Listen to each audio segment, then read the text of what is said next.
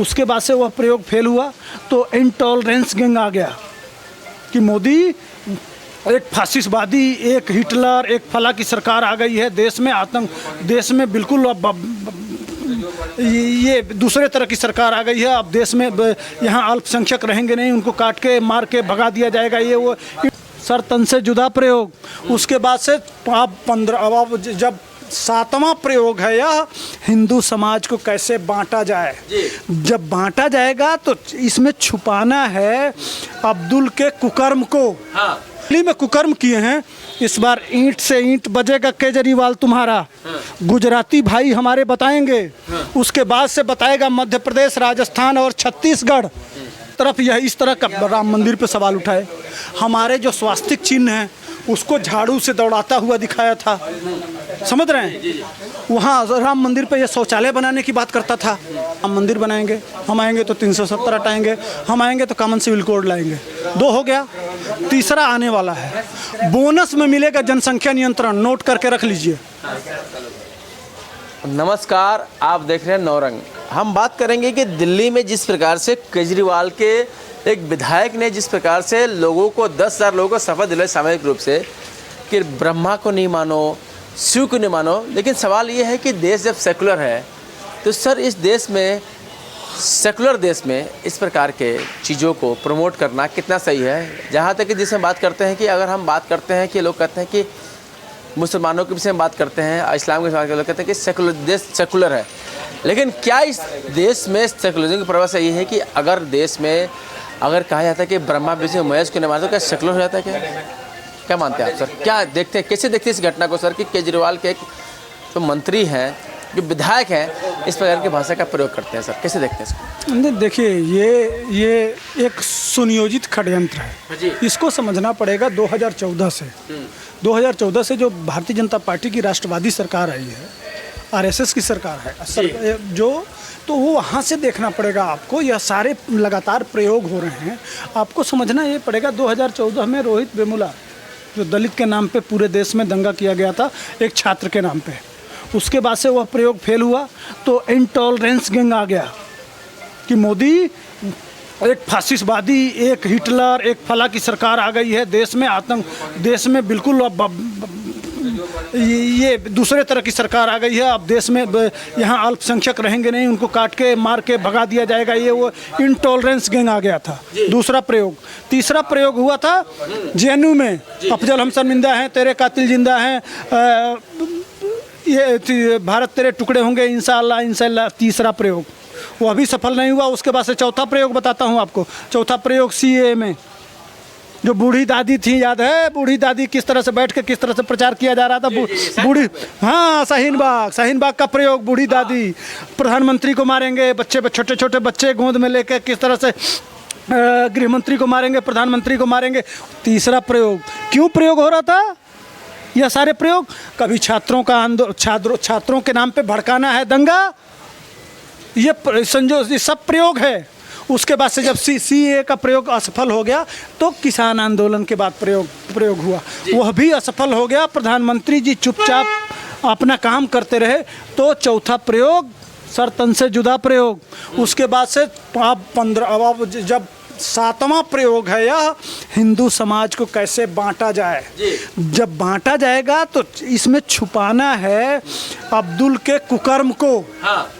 चूँकि टीवी पे जो एक्सपोज हुए हैं, यह जो गंगा जमुना चला रहे थे, सेकुलरिज्म के नाम पे जो ये कुकर्म हो रहा था, जो केजरीवाल, कांग्रेस और ये नीतीश कुमार जैसे लोग और लालू यादव जैसे लोग, मुलायम सिंह यादव जैसे लोग जो उनका समर्थन करके एक समुदाय विशेष के लोगों का काम होता था और इस देश के बहुसंख्यक समाज को 2ym दर्जे का नागरिक बनाया गया था। आपको 2ym दर्जे का नागरिक के तरह से ट्रीट किया जा रहा था।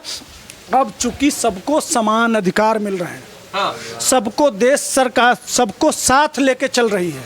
वो कहीं भी प्रधानमंत्री जाते हैं तो 130 करोड़ की बात करते हैं, सबको अपने विकास में एक साथ चल रहे हैं।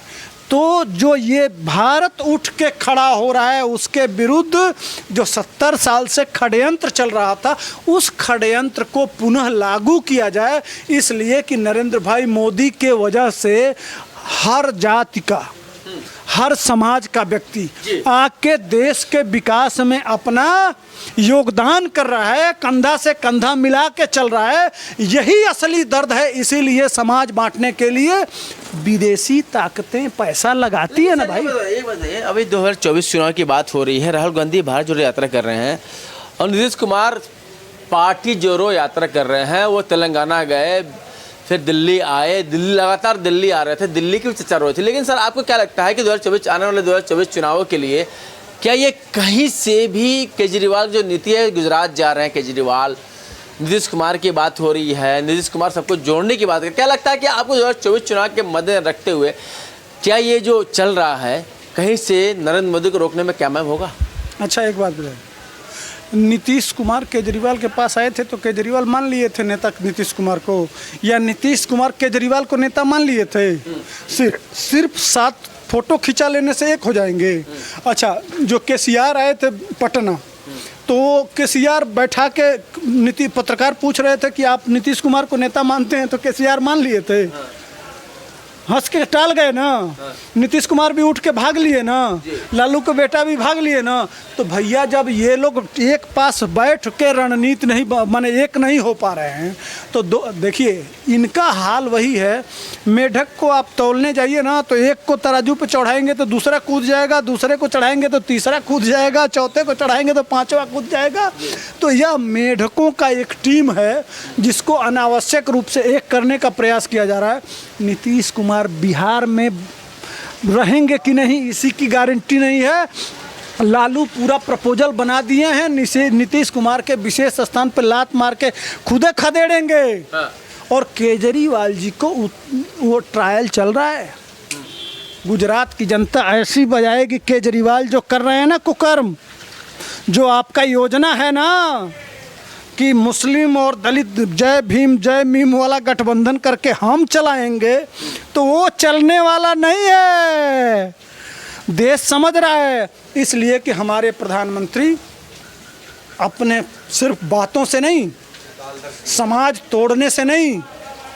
याद है कुंभ का मेला चल रहा था जी, हमारे जो झाड़ू पोंछा लगा रहे थे, जो शौचालय साफ कर रहे थे, जो इस तरह का काम कर रहे थे, जो असली दलित का काम कर रहे थे, उनको कुर्सियों पे बिठा के मोदी जी नीचे बैठ के और उनके पैरों को साफ करके और माथे लगाते हैं। असली चरित्र यह है, समझ रहे हैं जी। इसलिए कि प्रभु राम भी इसी तरह के चरित्र समाज के सभी वर्गों को, सभी लोगों को जब निकले थे ना, तो वह यह जो मूल कल्पना है भारत की संस्कृति की, उसको भारतीय जनता पार्टी साथ लेके चल रही है। और यह जो जितने ये जिहादी मानसिकता के लोग हैं, केजरीवाल से लेके, दरअसल सब ये अब्दुल चाचा की नाजायज औलादे हैं। असली बात यह है कि सब अब्दुल चाचा, इनका डीएनए चेक करा लीजिए, जितने ये हैं जो टोपी पहन रहे हैं, सबके घर वही अब्दुल गया है और उसी से पैदाइश है। ये जैसे इनको कहा जाता है फटे निरोध की औलाद, एक और नाम है फटे निरोध। जैसे मान लीजिए कोई इमरजेंसी में मजा लेने के लिए कर रहा है, उसमें निरोध फट गया और कुछ पैदा हो गए, तो उसी तरह के ये फटे निरोध की औलाद हैं। इनको हमारे वहाँ एक दवाई दिया जाता है दिमाग शुद्ध करने के लिए, मर्दमूला रिस्ट। इनको पिलाइए मर्दमूला रिस्ट, इनके विशेष स्थान में मर्दमूला रिस्ट डाला जाएगा, तभी ये ठीक होने वाले हैं। जो ये लोग दिल्ली में कुकर्म किए हैं, इस बार ईंट से ईंट बजेगा केजरीवाल तुम्हारा।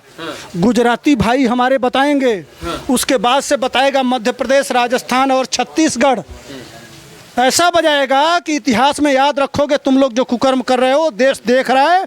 और जिस तरह से उत्तर प्रदेश ने बजाया था ना, मुलायम और मायावती मिले, अखिलेश और मायावती मिले थे, उसी तरह से यह देश बजाता रहेगा और बताता रहेगा। नहीं सर, ये है। और जिस प्रकार से केजरीवाल के एक मंत्री या विधायक जिस प्रकार से काम कर रहे थे, क्या कहीं से संवैधानिक था?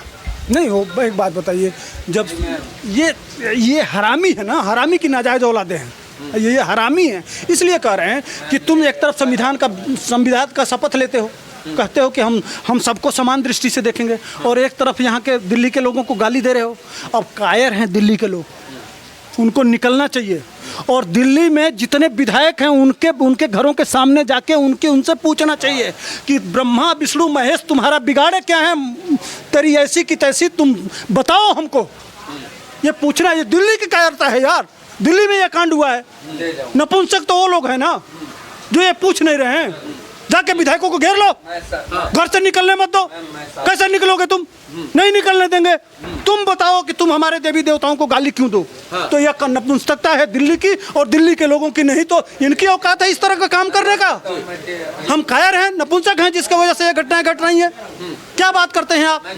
असली दोष हमारा है। लेकिन सर 2024 में क्या इसका असर पड़ेगा? मोदी जिस प्रकार से आगे बढ़ रहे हैं मोदी जी, और लगातार मोदी की चर्चा हो रही है और लोग कह रहे हैं कि आएगा तो मोदी ही, लेकिन क्या लगता है आपको कि इस समीकरण के, इस बात के बाद क्या देश में मोदी की छवि इस प्रकार बनी रहेगी? और जो काम केजरीवाल कर रहे हैं, क्या केजरीवाल 2024 में किसी प्रकार से मोदी को चक्कर दे पाएंगे? छोड़िए ना यार, वो वहाँ भी जीत रहा था, वो ईडी उसको बता रही है, वो बनारस में भी जीत रहा था, चारों तरफ जीतता रहता है। वो चूतिया नहीं है, वो पंजाब नहीं है, गुजरात और देश है।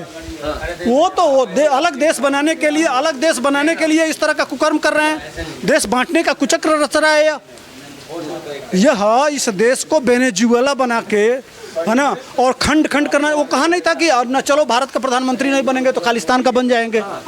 तो जब इस तरह की सोच जहाँ हो, सिर्फ यह गुजरातियों को बताने की ज़रूरत है। और हम वीडियो के माध्यम से आप लोग मैसेज करिए कि इस आदमी की नीयत क्या है, इस आदमी की सोच क्या है। इस देश के लोग सोचें, समझें और उस हिसाब से वोट दें। एक जो 130 करोड़ लोगों की सभी लोगों को साथ चलने की बात करता है, और एक तरफ यह इस तरह का राम मंदिर पे सवाल उठाए। हमारे जो स्वास्तिक चिन्ह हैं उसको झाड़ू से दौड़ाता हुआ दिखाया था, समझ रहे हैं? वहाँ राम मंदिर पे ये शौचालय बनाने की बात करता था। ये मैं स्वीट आतंकवादी हूँ, खालिस्तान अलग करने की बात करता है। कल यह गुजरात अलग करने की बात करेगा, परसों बिहार अलग करने की बात करेगा। ये असली टुकड़े टुकड़े गैंग में, इसीलिए ना यह सब समर्थन कर रहा था कन्हैया कुमार का, यह समर्थन कर रहा था उमर खालिद का। तो ये सेकंड कांग्रेस की बी टीम है यार।